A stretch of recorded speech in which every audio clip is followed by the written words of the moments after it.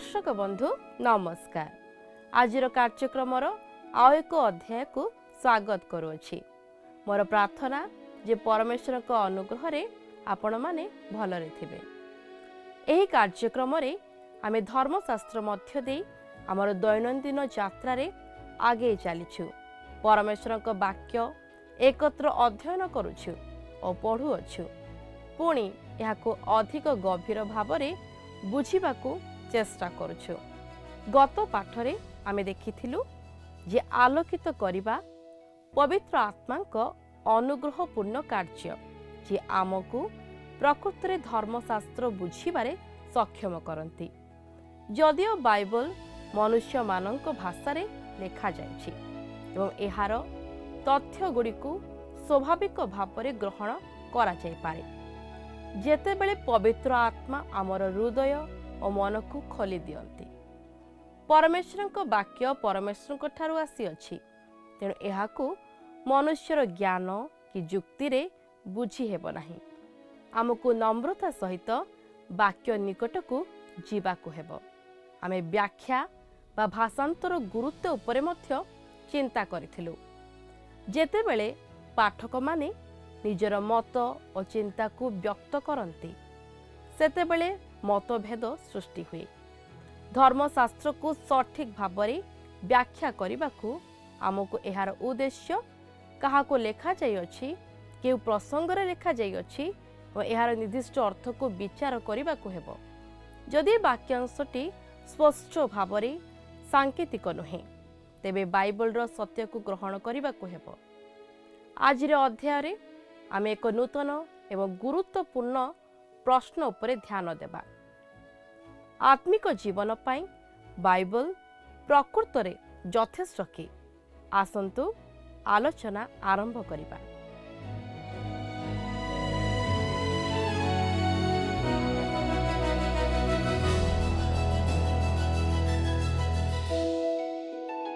प्रिय दर्शक बंधु नमस्कार। आज आमे ईश्वरंक वाक्य बाइबल जी आम आत्मिक जीवन निमंते यथेष्ट से विषय रे आलोचना करिबा। तेबे प्रश्न हैला, बाइबल प्रकृत रे कौन आत्मिक जीवन निमंते यथेष्ट? धर्मशास्त्र जे यथेष्ट सही प्रश्नर उत्तर देवा पाई मु चाहूछि। आपण मो सहित गीत संगीता तार 19 पर्व को देखंतु, जहा परमेश्वरंकर समस्त वाक्य रे धर्मशास्त्रर प्राचुर्यता विषय रे सबुठारु संक्षिप्त एवं प्रत्यक्ष भावरे वर्णना करा जाइछि। वर्तमान गीत संगीता 19 रो साधारण परिचय एपरि भावरे देई पारिबा, एहा परमेश्वरंकर प्रकाशन महत आमको जणाइबा निमंते उद्दिष्ट। सर्वप्रथमे जदि आमे प्रथम 6 पद अध्ययन करू, प्रकृति मध्य देई ईश्वर निजको प्रकाश करिथिबा देखु, जहा साधारण प्रकाशन। ईश्वर तांक सृष्टि मध्य देई आपणको प्रकाश कले, किंतु तांक वाक्य रे आहुरी एक निर्दिष्ट प्रकाशन अछि एवं गीतरचक पद 7 रे एथिप्रति दृष्टिपात करिथिबा लक्ष्य करूछु। गीत संगीता 19 पर्व तार 7 रु 14 पदरे विशेष प्रकाशन उपरे आलोकपात करा जाइछि। पवित्र धर्मशास्त्र रे ईश्वरंक विषय रे प्रकाश करा जाइछि। एहाकू आरंभ करिबा निमंते धर्मशास्त्र जे यथेष्ट से विषय रे दृष्टिपात करिबा, जहा 7 पदरु 9 पद मध्यरे लेखा अछि। मो चिंताधारा रे 6टी धाड़ी अछि। एही 6टी धाड़ी मध्यरे 3टी उपादान थिबार देखु। एथिरे परमेश्वरंकर वाक्य पाई एक शीर्षक अछि, जहा परमेश्वरंकर वाक्यर गुणावली एवं परमेश्वरंकर वाक्य द्वारा पाइथिबा उपकारिता, जहा आमको पूर्ण आध्यात्मिक संबल जोगाई थाए। प्रथमे धर्मशास्त्र को प्रभुंकर व्यवस्था भावरे दर्शा जाइछि, जहा धर्मशास्त्र को व्याख्या करिबा निमंते एव्री शब्द व्यवहार करा जाइछि। एहा कुहे जे सदा प्रभुंक व्यवस्था सिद्ध, प्राणर स्वास्थ्यजनक, ସିଦ୍ଧ ବର୍ତ୍ତମାନ ମୁଁ କିଛି ସମୟ ପାଇଁ ଆଲୋଚନା କରିବାକୁ ଚାହୁଁଛି ଯେ ଏହି ପୁସ୍ତକ ଜଣେ ବ୍ୟକ୍ତିର ଜୀବନରେ କ'ଣ କରିପାରିବ ଯିଏ ଏହି ବ୍ୟବସ୍ଥା ଅନୁସାରେ ଜୀବନ କାଟେ। ପ୍ରଥମତଃ ଏହା ସିଦ୍ଧ। ତେବେ ଏହାର ଅର୍ଥ କ'ଣ? ଯାହା ସମ୍ପୂର୍ଣ୍ଣ ଠିକ୍ ସେ ବିଷୟରେ କହେ। ସେହି ଏବ୍ରି ଶବ୍ଦର ଅର୍ଥ ହେଉଛି ସର୍ବାଙ୍ଗୀନ, ସମ୍ପୂର୍ଣ୍ଣ, ଯାହା ଗୋଟିଏ ବିଷୟର ସମସ୍ତ ଦିଗକୁ ଘେରି ରହିଛି। ଅନ୍ୟ ଅର୍ଥରେ ଏହା ହେଉଛି ସତ୍ୟର ଏକ ସମ୍ପୂର୍ଣ୍ଣ ବ୍ୟାଖ୍ୟା ଯାହା ଆତ୍ମାକୁ ପରିବର୍ତ୍ତନ କରିବା ନିମନ୍ତେ ସକ୍ଷମ। ଆତ୍ମା କ'ଣ? ତାହା ହେଉଛି ଏକ ଏବ୍ରି ଶବ୍ଦ ଯାହାକୁ ନେଫେସ୍ କହନ୍ତି। ଏହା ଇଂରାଜୀରେ ଅନୁବାଦ କଲେ ଆତ୍ମା, ଜୀବନ, ବ୍ୟକ୍ତି କିମ୍ବା ନିଜକୁ ବୁଝାଇଥାଏ ଏବଂ ଏହାର ଅର୍ଥ ହେଉଛି ସମ୍ପୂର୍ଣ୍ଣ ବ୍ୟକ୍ତି। ଏହାର ଅର୍ଥ ହେଉଛି ପ୍ରକୃତରେ ଆପଣ ଆପଣଙ୍କ ଶରୀର ନୁହେଁ, କିନ୍ତୁ ଆପଣଙ୍କ ଭିତରେ ଥିବା ବ୍ୟକ୍ତି। ଏବଂ ଧର୍ମଶାସ୍ତ୍ର ଯାହା କହୁଛି ତାହା ହେଉଛି ଏହା ସମ୍ପୂର୍ଣ୍ଣ ରୂପେ ସର୍ବାଙ୍ଗୀନ ଅଟେ ଏବଂ ଜଣେ ବ୍ୟକ୍ତିକୁ ସମ୍ପୂର୍ଣ୍ଣ ପରିବର୍ତ୍ତନ କରିବାକୁ ସକ୍ଷମ। ଏହି ପୁସ୍ତକରେ ଥିବା ସତ୍ୟ ଜଣେ ବ୍ୟକ୍ତିକୁ ସମ୍ପୂର୍ଣ୍ଣ ଭାବରେ ପରିବର୍ତ୍ତନ କରିପାରିବ। ଆପଣ କହିପାରନ୍ତି, ମୁଁ ପରିବର୍ତ୍ତନ ହେବା ନିମନ୍ତେ ଇଚ୍ଛୁକ ନୁହେଁ। ଠିକ୍ ଅଛି, ତେବେ ଆପଣଙ୍କ ନିମନ୍ତେ ଏହି ପୁସ୍ତକର ଆବଶ୍ୟକ ନାହିଁ। ଏହା ଅତି ସରଳ। ଦେଖନ୍ତୁ, ଏହି ପୁସ୍ତକ ସେମାନଙ୍କ ନିମନ୍ତେ ଯେଉଁମାନେ ନିଜ ସ୍ଥିତି ବିଷୟରେ ଜାଣନ୍ତି ନାହିଁ, ନିରାଶ ଅବସ୍ଥାରେ ଅଛନ୍ତି। ଏହି ପୁସ୍ତକ ଏପରି ଲୋକମାନଙ୍କ ନିମନ୍ତେ ଯେଉଁମାନେ କହନ୍ତି, ମୋ ଜୀବନରେ ଅନେକ ବିଷୟ ଅଛି, ମୁଁ ପରିବର୍ତ୍ତନ କରିବାକୁ ଚାହେଁ। ମୋ ନିୟନ୍ତ୍ରଣ କରିପାରୁନଥିବା ଆବେଗ ଦ୍ୱାରା ପରିଚାଳିତ ହେବାକୁ ଚାହୁଁନାହିଁ। ମୁଁ ମୋ ପରିସ୍ଥିତିର ଶିକାର ହେବାକୁ ଚାହୁଁନାହିଁ। ମୁଁ ମୋ ଜୀବନରେ ଏତେ ସବୁ ଯନ୍ତ୍ରଣା ଦେଇ ଜୀବନ କାଟିବାକୁ ଚାହୁଁନାହିଁ। ମୁଁ ଚାହେଁ ମୋ ସମ୍ପର୍କ ଯେପରି ହେବା ଆବଶ୍ୟକ ସେହିପରି ହେଉ। ମୁଁ ଭାବୁଛି ଯେଉଁ ସମସ୍ତ ବିଷୟ ମୋ ଜୀବନ ନିମନ୍ତେ ଗୁରୁତ୍ୱପୂର୍ଣ୍ଣ, ସେ ସମସ୍ତ ବିଷୟ ଯେପରି ସ୍ପଷ୍ଟ ଭାବେ ବୁଝିପାରିବି। ଏହି ପୁସ୍ତକ ଏପରି ଲୋକମାନଙ୍କ ନିମନ୍ତେ ଯେଉଁ ବ୍ୟକ୍ତି ନିକଟରେ ସମସ୍ତ ପ୍ରଶ୍ନର ଉତ୍ତର ନାହିଁ ଏବଂ ଯିଏ କହୁଛି, ମୁଁ ଏକ ଭିନ୍ନ ଜୀବନ ଚାହେଁ। ମୁଁ ଜଣେ ଭିନ୍ନ ବ୍ୟକ୍ତି ହେବାକୁ ଚାହୁଁଛି। କାରଣ ଆପଣ ଦେଖନ୍ତୁ, ବାଇବଲ ପ୍ରତିଜ୍ଞା କରେ ଯେ ଜଣେ ବ୍ୟକ୍ତିକୁ ସମ୍ପୂର୍ଣ୍ଣ ପରିବର୍ତ୍ତନ କରିଦେବା ନିମନ୍ତେ ସକ୍ଷମ। କେହି ଜଣେ ଏପରି କହନ୍ତି, ଏହା କିପରି ତାହା କରିପାରିବ? ହଁ, ଯାହା ବାଇବଲ କହେ ସେଥିର ଚାବି ହେଲା ପ୍ରଭୁ ଯୀଶୁ ଖ୍ରୀଷ୍ଟ। ଈଶ୍ୱର ଏହି ଜଗତକୁ ଖ୍ରୀଷ୍ଟଙ୍କ ରୂପରେ ଆସିଲେ। ଖ୍ରୀଷ୍ଟ କ୍ରୁଶ ଉପରେ ଆପଣଙ୍କ ଓ ମୋ ପାପର ମୂଲ୍ୟ ଦେବା ନିମନ୍ତେ ମୃତ୍ୟୁଭୋଗ କଲେ। ମୃତ୍ୟୁର ନାହୁଡ଼କୁ ଭାଙ୍ଗି ପୁନରୁତ୍ଥିତ ହେଲେ ଏବଂ ବର୍ତ୍ତମାନ ସେ ଜୀବିତ। ଆପଣଙ୍କ ଓ ମୋ ଜୀବନକୁ ପରିବର୍ତ୍ତନ କରିବା ନିମନ୍ତେ ଆମ ଜୀବନକୁ ଆସିବାକୁ ଚାହାନ୍ତି। ଦ୍ୱିତୀୟ ବିଷୟ ଯାହା 91 ଗୀତରେ ସେ କହନ୍ତି ତାହା ହେଲା ସଦାପ୍ରଭୁଙ୍କ ପ୍ରମାଣ ବାକ୍ୟ ଅଟଳ, ଯାହା ସମ୍ପୂର୍ଣ୍ଣ ଭରସାଯୋଗ୍ୟ, ନିର୍ଭରଶୀଳ, ଅଳ୍ପ ବୁଦ୍ଧିର ଜ୍ଞାନଦାୟକ। ଏହା ଅତି ମନୋହର ଉକ୍ତି। ଅଳ୍ପ ଶବ୍ଦ ଏବ୍ରି ଭାଷାରୁ ଆସିଅଛି। ତାର ମୂଳ ଶବ୍ଦ ହେଲା ଏକ ଖୋଲା ଦ୍ୱାର। ଯିହୁଦୀ ଜଣେ ଅଳ୍ପ ବୁଦ୍ଧି ଥିବା ବ୍ୟକ୍ତିକୁ ଦେଖି କହିବ, ତା ମନ ଖୋଲା ଦ୍ୱାର ପରି। ସବୁ କିଛି ଭିତରକୁ ଆସେ ଓ ସବୁ ବାହାରକୁ ଯାଏ। ସେ ଜାଣେ ନାହିଁ କ'ଣ ବାହାର କରିବାକୁ ହେବ ଓ କ'ଣ ଭିତରେ ରଖିବାକୁ ହେବ। କହିବାକୁ ଗଲେ ସମ୍ପୂର୍ଣ୍ଣ ଭାବରେ ଚିହ୍ନିବାର ଆତ୍ମା ନାହିଁ, କୌଣସି ଭେଦଭାବ ନାହିଁ, ସମ୍ପୂର୍ଣ୍ଣ ନିର୍ବୋଧ, ସତ୍ୟର ମୂଲ୍ୟାଙ୍କନ କରିବାରେ ଅକ୍ଷମ। ପ୍ରକୃତରେ ସେ ସାଧାରଣ ବ୍ୟକ୍ତି। ଆପଣ ଜାଣନ୍ତି ନାହିଁ କ'ଣ ରଖିବାକୁ ହେବ, କ'ଣ ବାହାର କରିବାକୁ ହେବ, ତାହା ଆପଣ ଜାଣନ୍ତି ନାହିଁ। ଆପଣ ଏହାକୁ କିପରି ନିୟନ୍ତ୍ରଣ କରିବେ ତାହା ଜାଣନ୍ତି ନାହିଁ, କାରଣ ଆପଣଙ୍କ ପାଖରେ କୌଣସି ନିରପେକ୍ଷ ସତ୍ୟ ନାହିଁ ଯାହାଦ୍ୱାରା ନିଷ୍ପତ୍ତି ନେଇପାରିବେ। ତେଣୁ ବାଇବଲ ଯାହା କହେ ତାହା ହେଉଛି ଅଟଳ। ଏହା ବିଶ୍ୱସ୍ତ ଏବଂ ନିର୍ଭରଯୋଗ୍ୟ ନିର୍ବୋଧ ବ୍ୟକ୍ତିକୁ ଜ୍ଞାନୀ କରିପାରିବ। କି ପ୍ରକାରର ଜ୍ଞାନ? ଯିହୁଦୀଙ୍କ ପାଇଁ ଜ୍ଞାନ ଥିଲା ଦୈନନ୍ଦିନ ଜୀବନଯାପନର କୌଶଳ। ଗ୍ରୀକ ଲୋକମାନଙ୍କ ପାଇଁ ଏହା ଏକ ସମ୍ପୂର୍ଣ୍ଣ ଚିନ୍ତାଧାରା ଥିଲା। ଏବ୍ରୀମାନଙ୍କ ପାଇଁ ସର୍ବଦା ଯେ ସମ୍ପୂର୍ଣ୍ଣ ମୂର୍ଖ, ସେହି ବ୍ୟକ୍ତି ଯିଏ ନିଜ ମସ୍ତିଷ୍କରେ ସବୁ ଜାଣିଥାଏ କିନ୍ତୁ କେବେ ମଧ୍ୟ ଏହାକୁ ନିଜ ଜୀବନରେ ପ୍ରୟୋଗ କରି ବଞ୍ଚିବା ଶିଖିନଥାଏ।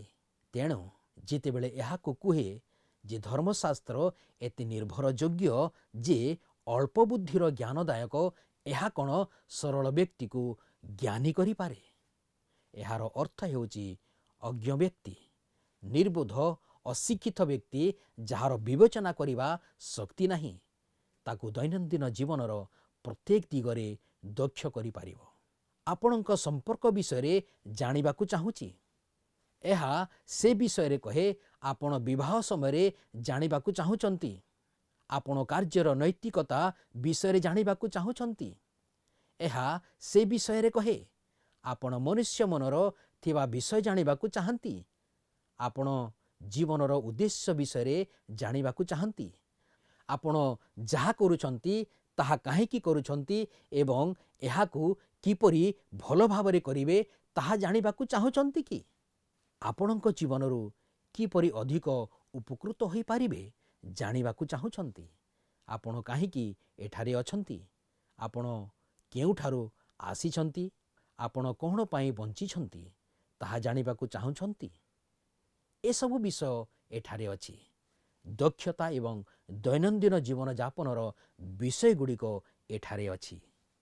ଏହା ଆପଣଙ୍କ ମନୋଭାବ ବିଷୟରେ, ପ୍ରତିକ୍ରିୟା ବିଷୟରେ, ପ୍ରତ୍ୟୁତ୍ତର ବିଷୟରେ, ଆପଣଙ୍କ ଲୋକଙ୍କ ସହିତ କିପରି ବ୍ୟବହାର କରନ୍ତି, ଲୋକମାନେ ଆପଣଙ୍କ ସହିତ କିପରି ବ୍ୟବହାର କରିବେ, ଆପଣଙ୍କ ଜୀବନର ସଦ୍ଗୁଣ କିପରି ବୃଦ୍ଧି କରିପାରିବେ ସେ ବିଷୟରେ କହେ।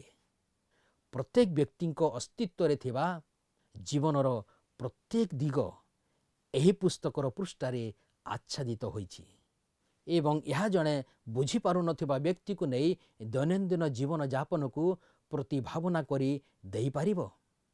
ଆଶ୍ଚର୍ଯ୍ୟଜନକ। ଦ୍ୱିତୀୟରେ ଏଠାରେ କୁହାଯାଇଅଛି ଯେ ସଦାପ୍ରଭୁଙ୍କର ବିଧି ସବୁ ଯଥାର୍ଥ। ଯାହାକୁ ସଦାପ୍ରଭୁଙ୍କ ଆଜ୍ଞାକୁ ବୁଝାଏ ତାହା ଯଥାର୍ଥ। ଏବ୍ରୀ ଭାଷାରେ ଏହାର ଅର୍ଥ ହେଉଛି ଯେ ତାହା ଏକ ସଠିକ୍ ପଥ ସ୍ଥିର କରେ, ତାହା ଏକ ସଠିକ୍ ରାସ୍ତା ଦେଖାଏ ଏବଂ ସେଥିର ଫଳସ୍ୱରୂପେ ତାହା ଚିତ୍ତର ଆନନ୍ଦଜନକ। ଯେତେବେଳେ ମୁଁ ମୋ ନିଜ ଜୀବନର ପଛକୁ ଫେରି ଚାହିଁଥାଏ ଏବଂ ମୁଁ ଜାଣିନଥିଲି ଯେ କେଉଁ ଦିଗରେ ଯିବାକୁ ହେବ, ମୁଁ ଜାଣିନଥିଲି କେଉଁଠାକୁ ଯିବି, ମୁଁ ଜାଣିନଥିଲି ଯେ ମୋର ଭବିଷ୍ୟତ କ'ଣ ହେବ, ମୁଁ ଜାଣିନଥିଲି ଯେ ମୋର ବୃତ୍ତି କ'ଣ ହେବ, ମୁଁ ଜାଣିନଥିଲି ଯେ ମୋର ବୃତ୍ତି କ'ଣ ହେବା ଉଚିତ, ମୁଁ କିଛି ମଧ୍ୟ ଜାଣିନଥିଲି। ମୁଁ ପରମେଶ୍ୱରଙ୍କର ବାକ୍ୟ ଅଧ୍ୟୟନ କରିବାକୁ ଆରମ୍ଭ କଲି। ଯେତେବେଳେ ମୁଁ ଖ୍ରୀଷ୍ଟଙ୍କୁ ମୋର ଜୀବନ ଦେଇଥିଲି ସେତେବେଳେ ପରମେଶ୍ୱରଙ୍କର ଆତ୍ମାଙ୍କ ନିକଟରେ ନିଜକୁ ସମର୍ପଣ କରିଦେଲି ଏବଂ ହଠାତ୍ ପରମେଶ୍ୱର ମୋ ପାଇଁ ପଥ ସ୍ଥିର କଲେ ଏବଂ ଧର୍ମଶାସ୍ତ୍ର କିପରି ଆମକୁ ପଥ କଢ଼ାଇ ନିଅନ୍ତି ତାହା ଜାଣିବା ସମ୍ପୂର୍ଣ୍ଣ ଚମତ୍କାର ବିଷୟ। ଯେତେବେଳେ ମୁଁ ସେହି ପଥରେ ଚାଲିବାକୁ ଲାଗେ ମୁଁ ଆନନ୍ଦ, ଖୁସି ଓ ଆଶୀର୍ବାଦ ଅନୁଭବ କରେ। ବାସ୍ତବରେ ମୁଁ ମୋ ଜୀବନରେ ଏତେ ଆନନ୍ଦ କରିବି ଯେ ଅଧିକାଂଶ ଲୋକ ଭାବିବେ ମୋ ସହିତ କିଛି ଭୁଲ ହେଉଛି, କାରଣ ମୋ ଜୀବନରେ ସନ୍ତୁଷ୍ଟ ହେବା ବ୍ୟତୀତ କିଛି ନାହିଁ। କଷ୍ଟ ସମୟରେ ମଧ୍ୟ ଆନନ୍ଦ କରିଥାଏ, କାରଣ ସେହି କଷ୍ଟ ମାଧ୍ୟମରେ ଈଶ୍ୱର ତାଙ୍କ ବିଶ୍ୱସ୍ତତା ପ୍ରମାଣ କରନ୍ତି। ମୋତେ ସେହି କଷ୍ଟରୁ ବାହାର କରିବାର ଉପାୟ ଦେଖାନ୍ତି। ସେହିପରି ନିରାନନ୍ଦ ମଧ୍ୟ ଆନନ୍ଦର ଏକ ଉତ୍ସ ହୋଇଯାଏ। ଯୀଶୁ କହିଲେ, ପ୍ରସବ ସମୟ ଉପସ୍ଥିତ ହେଲେ ସ୍ତ୍ରୀ ଲୋକ ଦୁଃଖ ପାଏ, କିନ୍ତୁ ସେ ସନ୍ତାନ ପ୍ରସବ କଲା ଉତ୍ତାରେ ଜଗତରେ ଜଣେ ମାନବ ଜନ୍ମଗ୍ରହଣ କଲା। ଏହି ଆନନ୍ଦ ଯୋଗୁଁ ଆଉ କଷ୍ଟ ସ୍ମରଣ କରେ ନାହିଁ।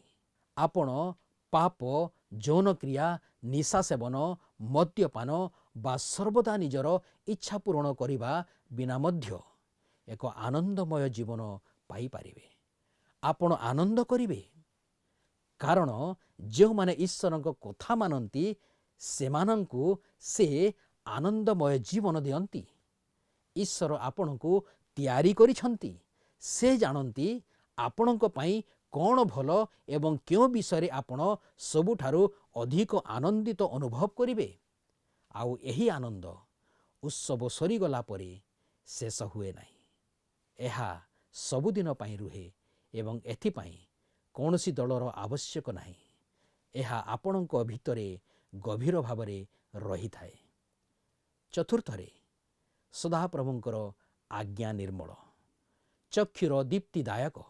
ମୁଁ ଆପଣଙ୍କ ନିକଟରେ ସଚୋଟତା ସହିତ କହିବା ନିମନ୍ତେ ନିଜକୁ ବୁଦ୍ଧିମାନ ମଣୁନାହିଁ, କିନ୍ତୁ ମୁଁ ଅନେକ ବିଷୟ ଜାଣିଛି ଯାହା ଅନେକ ପଣ୍ଡିତମାନେ ଜାଣନ୍ତି ନାହିଁ।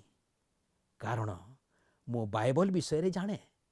ଯେଉଁ ସମସ୍ତ ବିଷୟ ମୁଁ ସ୍ପଷ୍ଟ ଭାବେ ଜାଣିଛି, ଅନ୍ୟମାନେ ତାହା ସ୍ପଷ୍ଟ ଭାବେ ଜାଣିନାହାନ୍ତି। ବିଶେଷ କରି ଜୀବନର ଅନ୍ଧକାର ବିଷୟ ସବୁ ନିମନ୍ତେ ତାହା ଚକ୍ଷୁର ଦୀପ୍ତିଦାୟକ। ମୃତ୍ୟୁ ବିଷୟରେ କ'ଣ? ରୋଗ ବିଷୟରେ କ'ଣ? ଦୁଃଖ ଦୁର୍ଦ୍ଦଶା ସମୟରେ କ'ଣ? ପୃଥିବୀର ବିପର୍ଯ୍ୟୟ ବିଷୟରେ କ'ଣ? ମିଛ, ଠକ, ହତ୍ୟା, ଯୁଦ୍ଧ ବିଷୟରେ କାଗଜ ଉଠାଇ ପଢ଼ିବା ସମୟରେ ଆପଣ କ'ଣ ବିରକ୍ତି ହେଉନାହାନ୍ତି? ଏ ସମସ୍ତ କ'ଣ ପୁରୁଣା ହୋଇଯାଏ? ଲୋକମାନେ କହନ୍ତି, ଏହା କାହିଁକି? ଏସବୁର ଉତ୍ତର ଧର୍ମଶାସ୍ତ୍ର ଏପରି ଦିଏ, ତାହା ଚକ୍ଷୁର ଦୀପ୍ତିଦାୟକ। ପଞ୍ଚମରେ, ସଦାପ୍ରଭୁଙ୍କ ଭୟ ସୂଚୀ, ସଦାକାଳ ସ୍ଥାୟୀ। ଏଠାରେ ସେ ପବିତ୍ର ଧର୍ମଶାସ୍ତ୍ରର ପ୍ରତିଶବ୍ଦ ଭାବରେ ଭୟ ଶବ୍ଦ ବ୍ୟବହାର କରିଛନ୍ତି। କାହିଁକି ସେ ଶବ୍ଦ ବ୍ୟବହାର କରିଛନ୍ତି? କାରଣ ପବିତ୍ର ଧର୍ମଶାସ୍ତ୍ର ଭୟ ଶବ୍ଦ ପ୍ରକାଶ କରେ। ଯେପରି ଭୟଙ୍କର ଈଶ୍ୱରଙ୍କ ପ୍ରତି ଭକ୍ତି କରିବା, ତାହା ଆମକୁ ତାଙ୍କ ଉପାସନା କରିବା ନିମନ୍ତେ ଆକର୍ଷଣ କରେ। ଏହା ଏଥିପାଇଁ ବ୍ୟବହାର କରାଯାଇଛି ଯେ ସେଥିରୁ କ'ଣ ଉତ୍ପନ୍ନ ହେବ। ଧର୍ମଶାସ୍ତ୍ର ଭୟ ଅବା ଭକ୍ତି କି ସମ୍ମାନ କି ଅବା ଈଶ୍ୱରଙ୍କ ଉପାସନା ଉତ୍ପନ୍ନ କରିବାକୁ ଅପେକ୍ଷା କରେ। ଧର୍ମଶାସ୍ତ୍ର ଈଶ୍ୱରଙ୍କ ଉପାସନା କରିବା ନିମନ୍ତେ ଯେଉଁ ନିର୍ଦ୍ଦେଶ ଦେଇଛନ୍ତି, ସେ କହେ ଏହା ସୂଚୀ। ସେଥିର ଅର୍ଥ ହେଲା ଅଶୁଚିତାର ଅନୁପସ୍ଥିତି, ଆବର୍ଜନାର ଅନୁପସ୍ଥିତି, ଅପବିତ୍ରତାର ଅନୁପସ୍ଥିତି ଏବଂ ତାହା ହେଉଛି ପାପରେ ନିଷ୍କପଟ ହେବା, ମନ୍ଦବିହୀନ, ଦୁର୍ନୀତିବିହୀନ, ତ୍ରୁଟିବିହୀନ ଜୀବନ।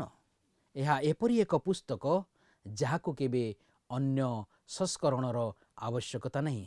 ଏହା କେବେ ସଂଶୋଧନ କରିବା ଆବଶ୍ୟକ ନାହିଁ।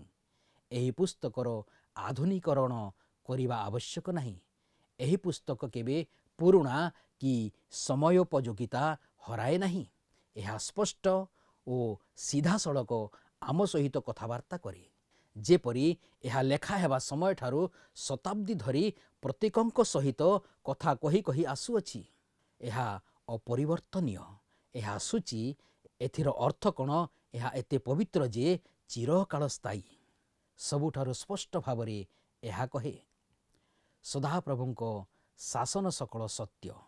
ଆପଣ ଜାଣନ୍ତି କି ଆଜି ଯାହା ସତ୍ୟ ତାହା ଜାଣିବା କେତେ କଷ୍ଟ? ଆପଣ ଜାଣନ୍ତି କି ସତ୍ୟ କ'ଣ? ଇସୁଜୁ ବିଜ୍ଞାପନ କ'ଣ ଆପଣଙ୍କୁ ସତ୍ୟ କହୁଛି? ସତ୍ୟ କ'ଣ?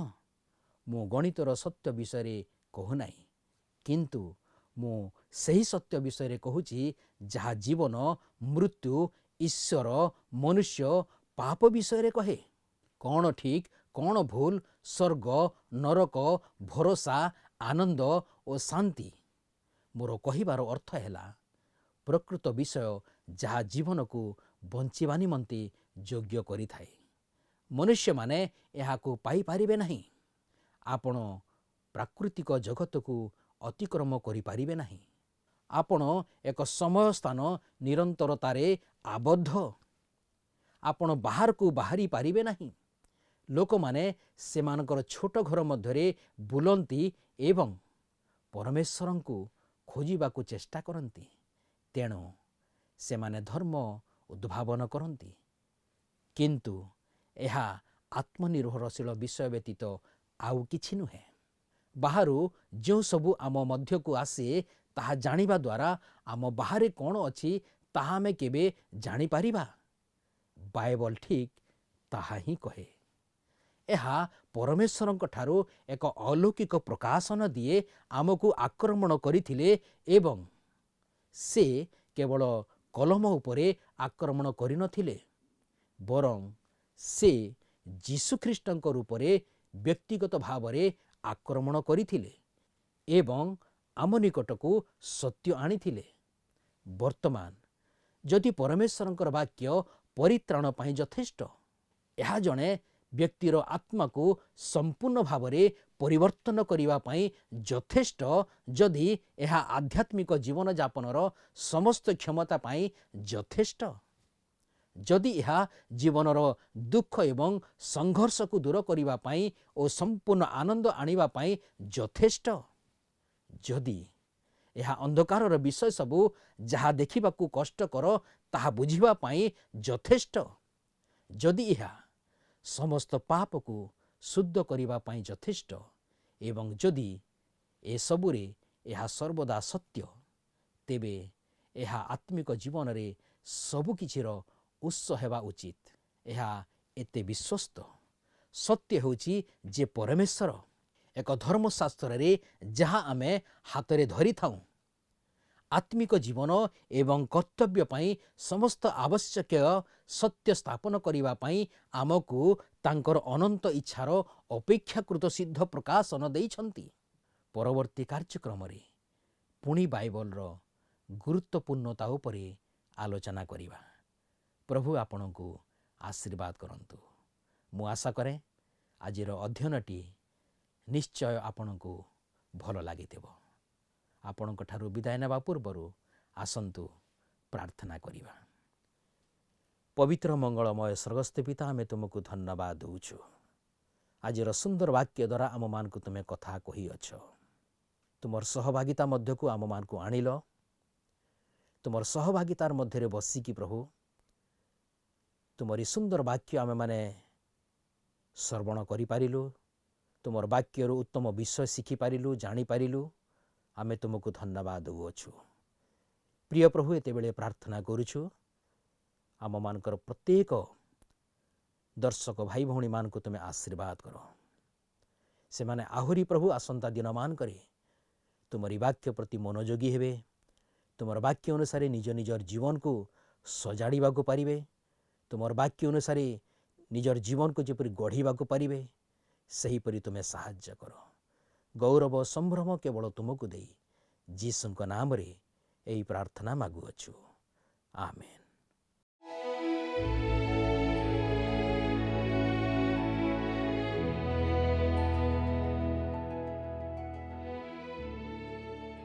ପ୍ରିୟ ଦର୍ଶକ ବନ୍ଧୁ, ପୁଣି ଥରେ ଆମ ସହିତ ଯୋଗ ଦେଇଥିବାରୁ ଧନ୍ୟବାଦ। ଆପଣ ଆମ ସହିତ ଥିବାରୁ ମୁଁ କୃତଜ୍ଞ ଏବଂ ମୁଁ ଆଶା କରୁଛି ଆଜିର କାର୍ଯ୍ୟକ୍ରମ ଆପଣଙ୍କ ପାଇଁ ଅର୍ଥପୂର୍ଣ୍ଣ ହୋଇଥିବ। ଏହି ଅଧ୍ୟୟନରୁ ଆମେ ଶିଖିଛୁ ଯେ ଆତ୍ମିକ ଜୀବନର ସମସ୍ତ ବିଷୟ ପାଇଁ ଧର୍ମଶାସ୍ତ୍ର ବାଇବଲ ଯଥେଷ୍ଟ। ଗୀତ ସଂହିତା 19 ପର୍ବ ପ୍ରକାଶ କରେ ଯେ ପରମେଶ୍ୱର ପ୍ରକୃତି ମଧ୍ୟ ଦେଇ କିପରି ନିଜକୁ ପ୍ରକାଶ କରନ୍ତି, କିନ୍ତୁ ତାଙ୍କ ବାକ୍ୟ ମଧ୍ୟ ଦେଇ ଆହୁରି ଅଧିକ ସ୍ପଷ୍ଟ ଭାବରେ କୁହନ୍ତି। 7 ପଦରୁ 9 ପଦ ମଧ୍ୟରେ ଗୀତ ସଂହିତା ଲେଖକ ଶାସ୍ତ୍ରର 6ଟି ଗୁଣ ଦର୍ଶାଉଛନ୍ତି। ପ୍ରତ୍ୟେକଟିର ଶୀର୍ଷକ, ବର୍ଣ୍ଣନା ଏବଂ ଉପକାରିତା ଅଛି। ଏହା ପ୍ରମାଣ କରେ ଯେ ବାଇବଲ ଆମର ଆବଶ୍ୟକ କରୁଥିବା ପ୍ରତ୍ୟେକ ଆତ୍ମିକ ବିଷୟ ଯୋଗାଇଥାଏ। ପରମେଶ୍ୱରଙ୍କ ବାକ୍ୟ ସିଦ୍ଧ, ଯାହା ସମଗ୍ର ମାନବ ଜାତିକୁ ପରିବର୍ତ୍ତନ କରେ। ଏହା ନିଶ୍ଚିତ, ଯାହା ସରଳ ଲୋକଙ୍କୁ ଜ୍ଞାନ ଦିଏ ଏବଂ ଦୈନନ୍ଦିନ ଜୀବନରେ ମାର୍ଗଦର୍ଶନ ଦିଏ। ଏହା ଯଥାର୍ଥ, ଏକ ସ୍ପଷ୍ଟ ମାର୍ଗ ସ୍ଥିର କରେ, ଯାହା ଗଭୀର ଆନନ୍ଦ ଆଣିଦିଏ। ସଦାପ୍ରଭୁଙ୍କ ବାକ୍ୟ ନିର୍ମଳ, ଜୀବନର କଠିନ ପ୍ରଶ୍ନଗୁଡ଼ିକ ଉପରେ ଆମର ବୁଝାମଣାକୁ ଆଲୋକିତ କରେ ଏହା ନ୍ୟାର୍ଯ୍ୟ, କେବେ ହେଲେ ପୁରୁଣା ହୁଏ ନାହିଁ ଏବଂ ଅନନ୍ତ କାଳ ସ୍ଥାୟୀ ଅଟେ। ଈଶ୍ୱରଙ୍କ ସତ୍ୟ ପରମେଶ୍ୱର ପାପ, ଜୀବନ ଏବଂ ଅନନ୍ତ କାଳ ବିଷୟରେ ବାସ୍ତବତାକୁ ପ୍ରକାଶ କରେ, ଯାହା ମନୁଷ୍ୟ କେବେ ପହଞ୍ଚି ପାରିବ ନାହିଁ। ଯେହେତୁ ଧର୍ମଶାସ୍ତ୍ର ପରିତ୍ରାଣ, ରୂପାନ୍ତର, ଜ୍ଞାନ, ଆନନ୍ଦ, ସ୍ପଷ୍ଟତା, ପବିତ୍ରତା ଏବଂ ସତ୍ୟକୁ ସମ୍ପୂର୍ଣ୍ଣ ରୂପେ ସମ୍ବୋଧିତ କରେ, ଏହା ସମସ୍ତ ଆତ୍ମିକ ଜୀବନ ପାଇଁ ଏକ ସମ୍ପୂର୍ଣ୍ଣ ଏବଂ ବିଶ୍ୱାସଯୋଗ୍ୟ ମାର୍ଗଦର୍ଶକ ଭାବରେ ଠିଆ ହୁଏ। ପରବର୍ତ୍ତୀ କିଛି ଅଧ୍ୟାୟରେ ଆମେ 7ଟି ଅତି ସରଳ ତଥାପି ମୌଳିକ ପରମେଶ୍ୱରଙ୍କ ବାକ୍ୟ ଅଧ୍ୟୟନ ପାଇଁ ଏକ ମାର୍ଗଦର୍ଶକ ହେବ। ସେ ପର୍ଯ୍ୟନ୍ତ ଆପଣଙ୍କ ବିଶ୍ୱାସରେ ଦୃଢ଼ ରୁହନ୍ତୁ ଏବଂ ପରମେଶ୍ୱରଙ୍କ ବାକ୍ୟକୁ ଆପଣଙ୍କ ହୃଦୟର ନିକଟରେ ରଖନ୍ତୁ। देखा आज यीशु बुझी तू फेरी बुके दे, देखा आज यीशु बुझी तू फेरी बुके दे, এই জীবনর মিছ মায়া ভরা, এই জীবনর মিছ মায়া ভরা, ক্ষণিক সপন তু ভুলিবু কেবে, দেখ আজি বিশু বুঝি তু ফেরিবু কেবে, দেখ আজি বিশু বুঝি তু ফেরিবু কেবে।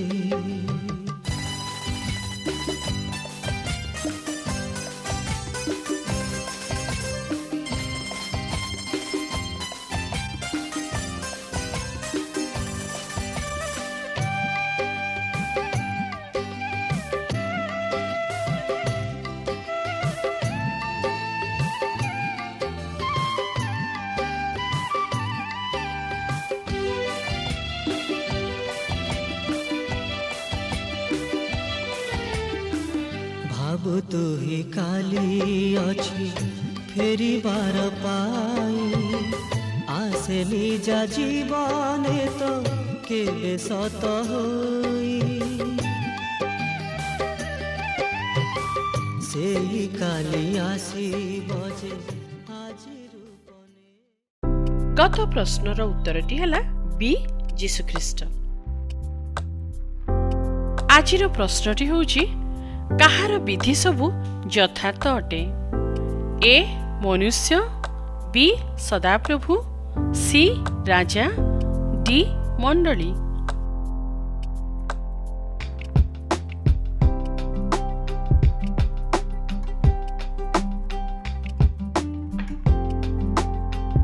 এই প্রশ্নর উত্তর আসন্তাকালি সন্ধ্যা 6টা ମଧ୍ୟରେ option A, B, C, D ମଧ୍ୟରୁ ସଠିକ ଉତ୍ତର ବାଛି ଆପଣଙ୍କ ନାମ ଓ ସମ୍ପୂର୍ଣ୍ଣ ଠିକଣା ସହିତ 9777221415 ଫୋନ୍ ନମ୍ବରରେ SMS କିମ୍ବା ହ୍ୱାଟ୍ସଆପ୍ ଦ୍ୱାରା ଜଣାଇବାକୁ ଅନୁରୋଧ।